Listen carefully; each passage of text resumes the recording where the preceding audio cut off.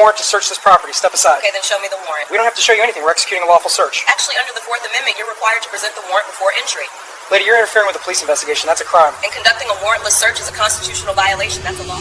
She had a 100% conviction rate on those cases. Officers who lied on warrant applications went to federal prison when Jasmine Carter was prosecuting. And on that Saturday morning, 3 officers from the Philadelphia Police Department's narcotics unit were about to learn why. Jasmine lived in a converted warehouse in a transitioning neighborhood. The area had been industrial 20 years ago, but now it was filling up with artists, young professionals, and small businesses. Jasmine had bought the place 3 years earlier because she liked the space and the location was convenient to the federal courthouse. The building had 2 units. Jasmine lived in the upstairs loft. The downstairs unit was rented by a graphic designer named James Torres. James was 31, originally from Puerto Rico, quiet, kept to himself, paid his rent on time, and minded his own business. Jasmine didn't know him well. They exchanged pleasantries when they ran into each other. He had helped her carry groceries up the stairs once. She had signed for a package for him. Normal neighbor stuff. What Jasmine definitely didn't know was that James had a brother who was involved in drug dealing. Not James himself. James was completely clean.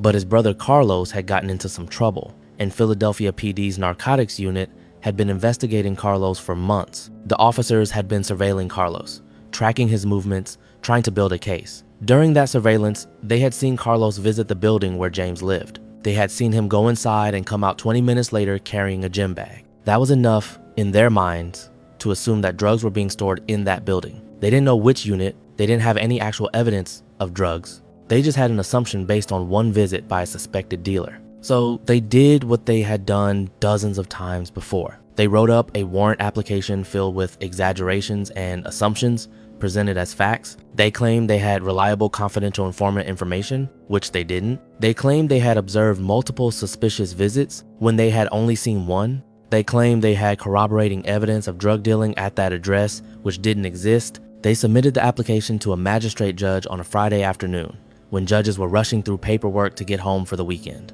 The judge, not reading carefully, signed the warrant. The warrant was for the entire building, both units, even though the officers only suspected activity in one unit and didn't even know which one. That Saturday morning, officers Derek Mullins, Chris Santos, and Rebecca Walsh showed up to execute the warrant. Derek was the lead officer, 42 years old, 15 years on the force. Chris and Rebecca were younger, less experienced, but they followed Derek's lead. Derek had been investigated twice before for questionable search tactics. Both times, internal affairs had cleared him, not because he was innocent, but because the cases were closed before anyone looked too closely. They knocked on the main door at 7:15 a.m. Jasmine was awake. She had been out for a run, had showered, and was making coffee when she heard the pounding. She went to the door in sweatpants and a t-shirt, hair still wet, her brown skin visible through the door's window. Through the door, she could see 3 people in tactical gear with police printed on their vests. She opened the door with the chain still on. Derek Mullins saw a young black woman in casual clothes and made his first assumption of many he would regret that morning. That's when Derek said they had a warrant and told her to step aside. Jasmine's response was immediate and precise. She demanded to see the warrant. Not requested, demanded. Derek tried the authority play, telling her they didn't have to show her anything. It was a lie, and Jasmine knew it instantly. She cited the Fourth Amendment, the requirement to present the warrant before entry. This wasn't law school theory. This was settled constitutional law. Any officer who had been through basic training should have known this. Derek escalated. He accused her of interfering, calling it a crime.